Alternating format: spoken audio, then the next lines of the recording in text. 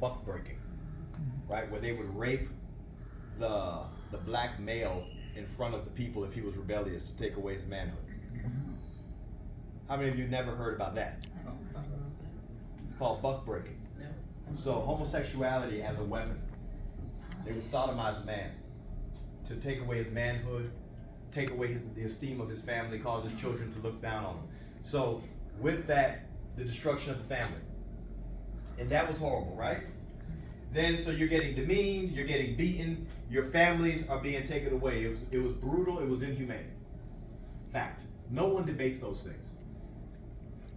Those things are real. Besides the buck breaking, did all of you know that already? You pretty much knew that stuff, right? Besides that, maybe buck breaking was something new for you, because that's a little graphic, so they don't typically teach that in elementary. Right. Except these days, maybe they do. Right. Right. Yeah.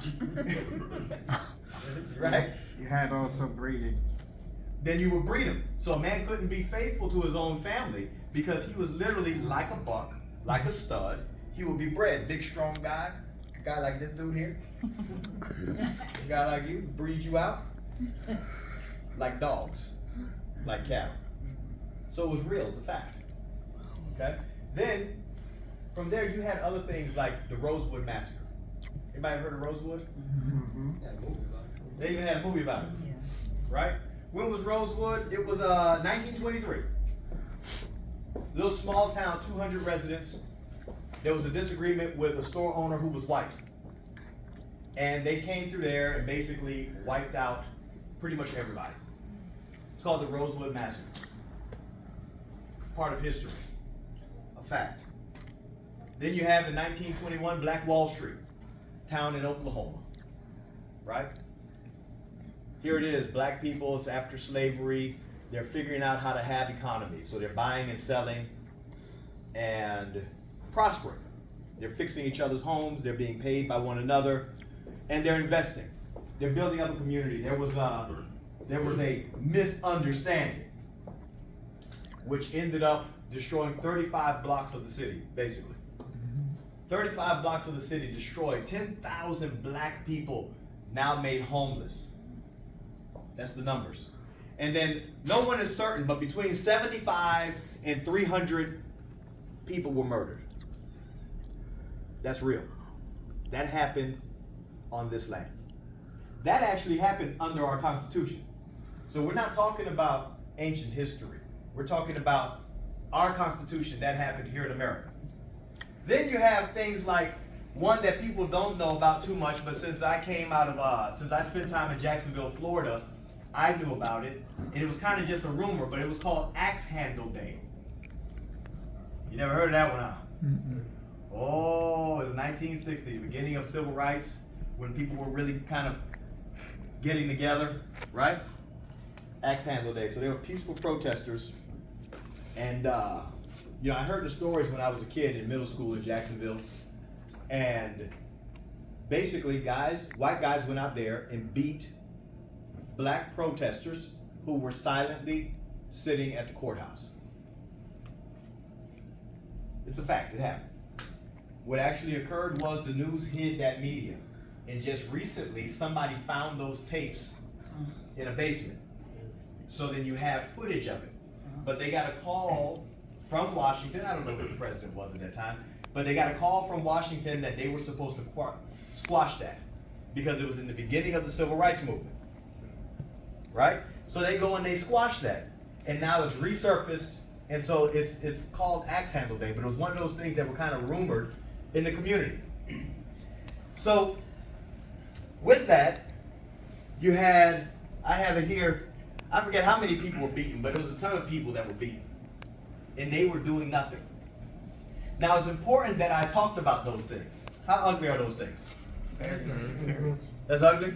Yeah. You sure? Yeah. That's real ugly.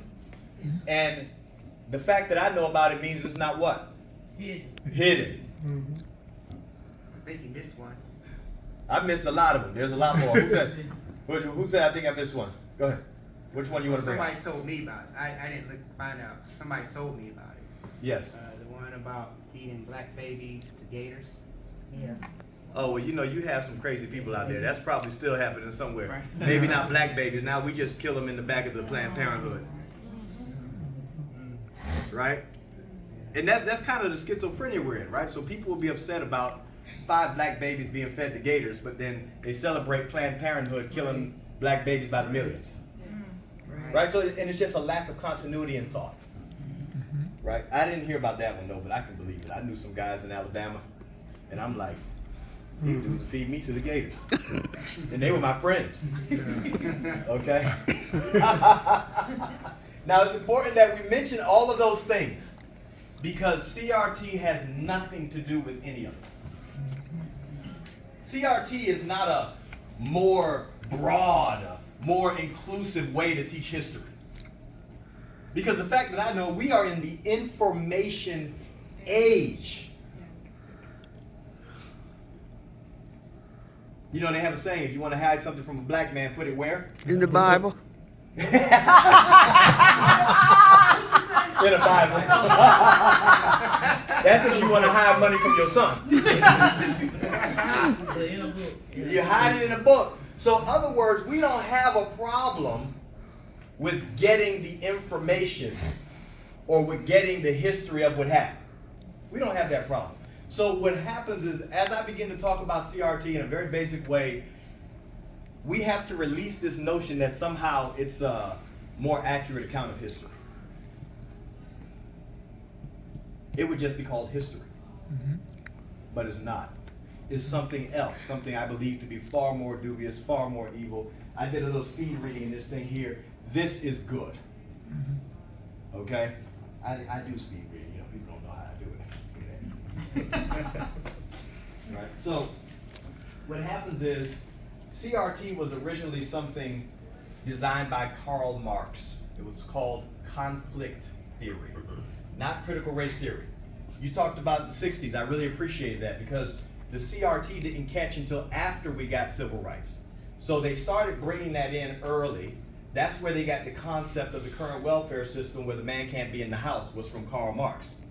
It's interesting because the very thing that's destroying the black community is the very thing we still want to base this moment on of CRT, right? So in the 60s, the civil rights activists began to see that the civil rights were coming. Everybody say, I need a new job. New job. I need a new job, right? So you'll find that after the civil rights were granted, that the people who were previously championing things like civil rights began to push the idea of critical race theory. And they knew where it was coming from. They just needed a new gig. Isn't it amazing? What's the saying? Follow the Money. Follow the money. That money. Money. You have to follow that. Follow the cheese as it runs down the table, and you'll know exactly where everything leads. So Karl Marx comes up with this theory called conflict theory. Conflict theory was the idea that you had different races of people, different social economic standings, and that these people were competing for limited resources like food, like water, entertainment, free time. So if you can turn them on one another by controlling these resources and making them compete for these resources, you can then undermine capitalism, undermine Christianity. Now what's funny is this isn't my opinion about it, this is what's written about it. My opinion is that it's evil. Obviously the people who support it think it's not evil. So my opinion is different than the facts. And so many times in our discussion about CRT, people confuse opinion for fact. So my opinion you may disagree with. I believe that it's evil. The fact is, Karl Marx came up with the theory in order to overthrow capitalism, in order to overthrow Christianity, because in order for communism to take footing, you couldn't have those two things present. So it's an interesting ordeal. What he taught was that if you can make a group of people upset and unhappy, that they themselves would destroy, particularly the middle class, or as they called it, we just learned it yesterday, the fist. Have you guys seen that? So the fist We know it here in America as what? Black power. Except that's not where it came from. Fist in the USSR, fist in the language and vocabulary of Karl Marx was a middle class person. And the middle class person was the fist that was hitting you, poor man, poor black man. The fist was hitting you in your back. I had heard this before, but I just saw a great presentation of it. And so in communist countries, they would often have this fist depicted. And the fist was not the power of the people. It was the reason they were being pounded. You were being pounded down by this fist. These middle class people. So Karl Marx knew that if he can get these folks to rebel, to hate another class of people, whether it's for economic reasons or racial reasons, he felt like he could overthrow all of capitalism, that everyone would depend on the government, that they would have this false idea of equality that they call in communism. Everything is common except for the richest. Everything is held in common except amongst the ones who are making decisions, right? So the fist then came over here and called Black Power, because since they could not defeat the United States in World War II, they knew that the only way to defeat this nation would be with internal turmoil.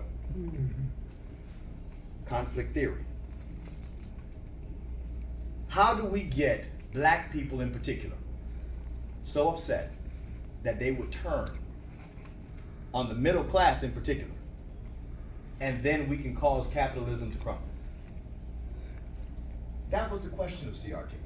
That was the goal. So from conflict theory, it then morphs into something that you frequently hear them reference, taught in law school, called what? Critical law theory. So they morphed it. They said, you know what? We don't have to take things by force. We can literally get them to voluntarily give them up. We can get them to voluntarily give up their freedoms and voluntarily rebel against capitalism instead of it being just a great big war. How do we get them to voluntarily do this, since we could not coerce them to do this? So then conflict law, I've never taken the class, right? However, the people I know who have, it focuses on racism within a system. Okay? Now it's interesting, because if there's a system, it means the same thing happens to each person. We know that there are judges who are unjust, but there are also judges who are not. The system doesn't make the just judge become unjust. The system doesn't make the unjust judge all of a sudden become just, because the system does not take away individual responsibility. So we have great judges, and we have judges that give black people longer prison sentences than others. Some of them don't, some of them do, which means it ain't a system. If it was a system, each person would automatically go from A to B, A to B, A to B. What do they call it? The pipeline from school to prison, right? Well, how do we fix that? Obviously, it's going to be education. Except they're not talking about education. They're talking about CRT. They're talking about race. They're talking about gender.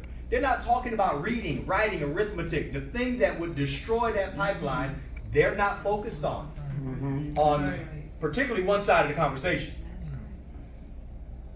Right? So it goes from conflict theory to critical law theory, where they begin to investigate systems, which is also why our law system is so heavy to the left.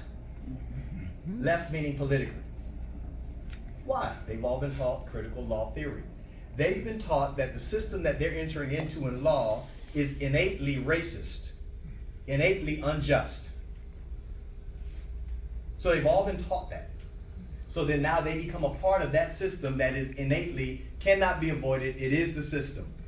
And that's part of the reason that the system tends to lean so far to the left, is because of this word called indoctrination. Indoctrination. You tell them it's wicked, you tell them it's evil, they accept that. That brings us to critical race theory now. So since history is not a part of critical race theory, Because that would just be what? History. Mm-hmm. And the history is not very hidden because we all know about it. Mm-hmm. Now, before we talk about that, let me tell you about my family. My family, I have the greatest family. I mean, they come in every flavor. My family comes in every flavor. They have every eye color. Just a beautiful, beautiful group of people. And I know firsthand that jerks come in every color. Mm-hmm. Anybody's family like that? Nobody in here has any jerks in their family, huh?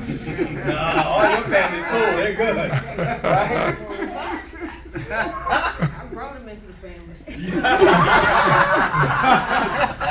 That happens too, right? So they're fantastic. But let me tell you about my grandmother. She passed last year. So I've lost both of my grandmothers over the last 2 years. It's amazing. Like one day you wake up, you don't have a grandma. Mm-hmm. Isn't that crazy? And I was the number one. I'm the favorite. My cousins don't want to believe that, but they know. You know what? You have a problem with the truth. I was my grandma's favorite because I was the oldest and number one grandson, partly because I was born to a teenage mother. So, you know, you come in early, you first. That's what happens, right? So I'm born not in poverty, but poor. My grandmother had 5 children, or has 5 children. She's gone on. Her 5 children are dynamic. They range from super intelligent to super dumb. It's amazing. It's amazing. It's amazing. Right? Distinguished career, life in prison. So my family goes all the way across. But now I'm going to tell you what's interesting about my grandmother. So she died at 92, I think, or going on 92. And my grandmother, with these 5 kids, they had 3 daddies. 5 kids, 3 daddies. Mm-hmm. Mama was, okay? Mama was out there. Mama was a little promiscuous at some point in her life. She wasn't being bred. She wasn't during slavery. She didn't have civil rights when she was a young adult. But, you know, the way I like to say it is, you know, I called my cousin one day. I'm like, hey, I know you probably never thought about this. He's like, yeah, what is it? I'm like, Mama was a hoe.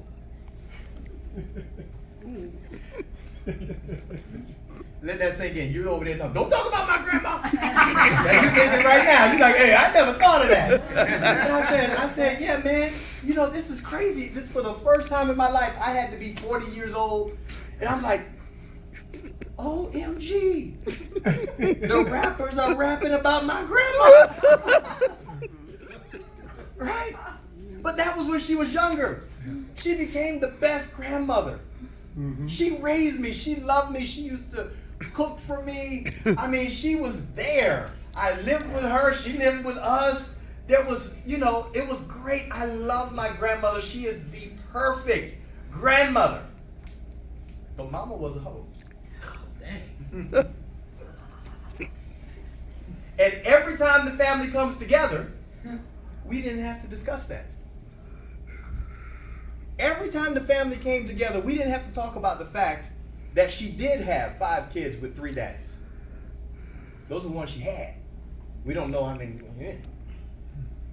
We didn't have to talk about that. We didn't have to talk about all of the errors of her youth. What we knew is that Mama was the best. We knew Mama loved us. We knew she would cook for us, that anything my mom wouldn't do, Mama would do. Mm-hmm. Right? Right. So we didn't have to spend every time we discussed the family talking about how Mama was so bad at one time in her life. Even worse, she was raised in a church. So that was the outcome, and she was raised in the church. But we don't have to talk about that every time the family gets together. We don't have to say, Mama was a hoe. Every time someone says Mama is great and we love her and she's the best, someone else in the family doesn't run over to say, but you know she was a hoe. You guys see where I'm going, right? Right. Yeah, yeah. And you don't think about it like that until you think maybe your mom, maybe your nana was a hoe.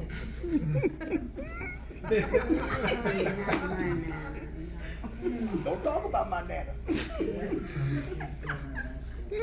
Right? I mean, these are words. I mean, we're just talking. We're just in here. This is a conversation. We're going to open it up for questions, rebuttals, whatever. Right? But let's remember that as we ask the questions and we deal with the rebuttals, that our opinion doesn't mean it's the facts. That's right. The facts are the facts. The facts are the history that we're accusing people of trying to hide. It's amazing how we always talk about it, which means it's not hidden. Right? And the fact is, there was slavery. We didn't have civil rights. There were people beaten with axe handles. The fact is that there's people alive today who were born without civil rights. We're not one generation into equal opportunity yet. That's a fact. That's a fact.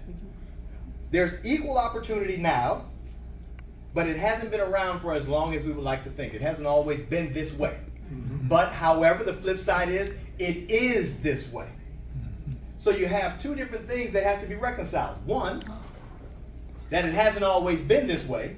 And number two, it is this way. Yes. It is this way. So now you have things like this. Let's take a look here. I have a dream that one day this nation will rise up and live out the true meaning of its creed. We hold these truths to be self-evident, that all men are created equal. I have a dream. I wish I could say it like him. That one day this nation, that I have a dream that one day on the red hills of Georgia, the sons of former slaves and the sons of former slave owners will be able to sit down together at the table of brotherhood. I have a dream that one day even the state of Mississippi, a state sweltering with the heat of injustice, sweltering with the heat of oppression, will be transformed into an oasis of freedom and justice. I have a dream that my 4 little children will one day live in a nation where they will not be judged by the color of their skin, but by the content of their character. Man. I have a dream today. I have a dream that one day down in Alabama, with its vicious racists, with its governors having his lips dripping with the words of interposition and nullification, one day right there in Alabama, little black boys and black girls will be able to join hands with the little white boys and white girls as sisters and brothers. I have a dream today. I have a dream that one day every valley shall be exalted and every hill and mountain shall be made low. The rough places will be made plain, and the crooked places will be made straight. And the glory of the Lord shall be revealed, and all flesh shall see it together. Dr. Martin Luther King. Critical race theory is the antithesis to his dream. Everything that he dreamed, we literally live out today. On the backs of people who were beaten, attacked by dogs, fire hoses, on the backs of people who endured the slavery, the civil rights, the injustices. What we have is 2022 in America, where we do hold these truths to be self-evident, that all men are created equal. And there's a tension, because for some people, all they want to talk about is the fact that America used to be this way. And every time the family gets together, they want to bring up America used to be this way, without realizing that CRT is at work to recreate the tensions that created slavery. So the flip side to CRT is this. You have white people are evil oppressors, black people are oppressed, but the part they leave out of the original stuff is that black people are oppressed because they're inferior.